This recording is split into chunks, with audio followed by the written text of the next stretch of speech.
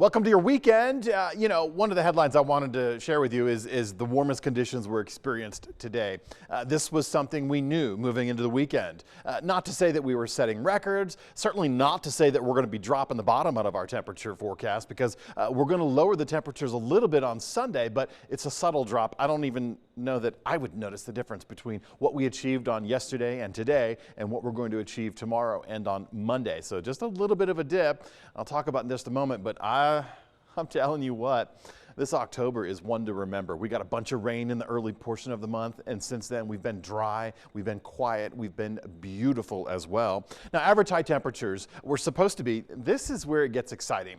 We're supposed to be in the upper 60s for Grand Junction and for Montrose, though Montrose starts to lower a little bit into the mid 60 category. And when we talk about 60s and 70s, we're just going to call it mild. 80s would be warm, 90s would be hot. I hope you agree with me, because when we get to 100, triple digits, that's hotter.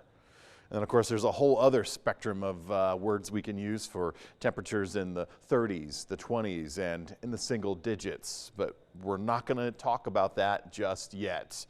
Yesterday, we had that front passing through the Front Range. We created some breezy conditions. Today, in the wake of that front, we have a little bit of an opportunity for showers to develop in the northern mountain zones. We're going to put those storms to bed later tonight. I think even into the early Sunday morning hours, they could still be lingering. Lowered cloud coverage if you found yourself in the Front Range for the first half of the weekend. Hopefully you handled it. There will be some precip in the foothills and north around the Wyoming border. Most of the action, though, however, is coming online because of this cutoff low pressure system. This is something we've been watching for the last 5 days, and now it's starting to make roads inland. And in doing so, it's going to take a southerly track. It's going to remain to our south, and you can see we're expecting a good round of rain showers, potential flooding along the borderland states.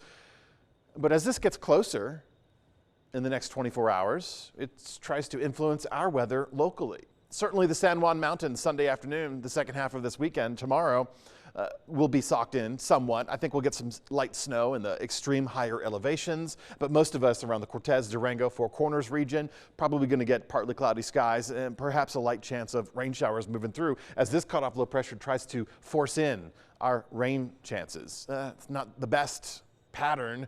We also have another cold front that's going to dip down from the northern border. That's going to swing through Denver in the Front Range. It'll be this secondary front that also allows our temperatures to make that subtle dip.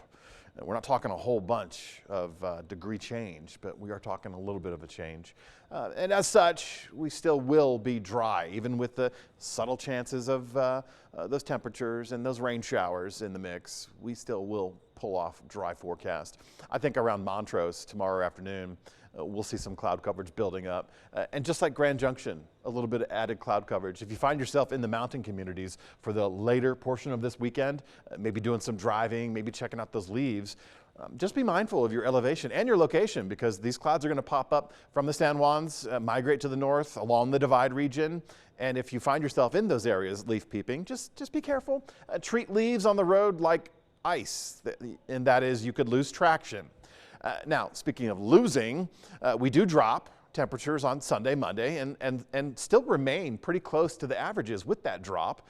Middle of next week, late next week, we do pop those temperatures right back up. So we will continue with this mild and dry forecast. October, I have been saying it, hopefully you've heard me, October was and continues to be warmer than average and drier than average. Even though we have rain deficits, and even though we don't really have a whole lot of rain opportunities moving forward, we will be looking at the final week of the month for getting some active weather moving through here. Until then, it's this perfect, these are memory-making moments for the month of October. Hopefully you spent some time outside. If you have not, you have the opportunity tomorrow, and you will have the opportunity all of next week.